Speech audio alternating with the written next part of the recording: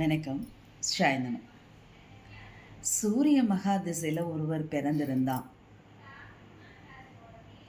அவர்களுக்கு பூர்வீக சம்பந்தப்பட்ட விஷயங்களில் கோர்ட்டு கேஸு வம்பு வழக்கு இந்த மாதிரி ஏதாவது ஒரு விஷயம் சொத்து தொடர்பான தகவல் மூலமாக அவர்களுக்கு வெற்றி கிடைக்கணும் அப்படின்னு நீங்கள் நினச்சிங்க அப்படின்னா, சூரிய ஓரையில் காலையில் எழுந்த உடனே சூரிய ஓரை வரக்கூடிய நேரத்தில் சூரிய பகவானை நமஸ்காரம் பண்ணுங்க. உங்களால் என்ன முடியுமோ,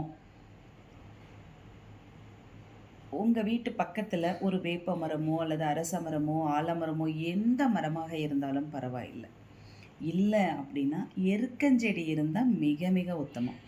எருக்கஞ்செடிக்கு அந்த சூரிய ஒரியில் 1 டம்ளர் தண்ணி, கொஞ்சம் மஞ்சள் கலந்து 1 டம்ளர் தண்ணி, இல்லை ஒரு காப்பர் செம்பில் தண்ணி, அதை நீங்கள் கையில் வச்சுட்டு சூரிய பகவானை நோக்கி நல்ல மனசார பிரார்த்தனை பண்ணி, இந்த சொத்து பிரச்சனை சம்பந்தமாக கேஸ் நடக்குது, இது உங்களுக்கு சாதகமாக வரணும், தீர்ப்பு நமக்கே சாதகமாக வரணும், நல்ல விஷயங்கள் தேர்ந்தெடுத்து அதில் நமக்கு நியாயமாக கிடைக்க வேண்டிய சொத்துக்கள் நமக்கு கிடைக்கணும், நல்ல முறையில் பாகப்பிரிவினை ஆகணும், நியாயமான முறையில் வர வேண்டிய சொத்துக்களாக இருந்தால் நிச்சயமாக இந்த சூரிய ஹோரையில் நீங்கள் பண்ணக்கூடிய பிரார்த்தனையானது கண்டிப்பாக நிறைவேறுங்க.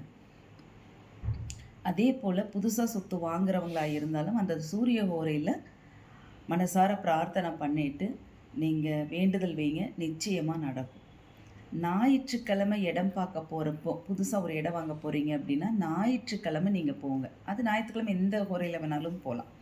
போய் இடத்த போய் பாருங்கள். உங்களுக்கு மனசுக்கு பிடிச்சிருந்தது அப்படின்னா ஆத்மார்த்தமாக பிரார்த்தனை பண்ணுங்கள், கண்டிப்பாக ஜெயமாகும்.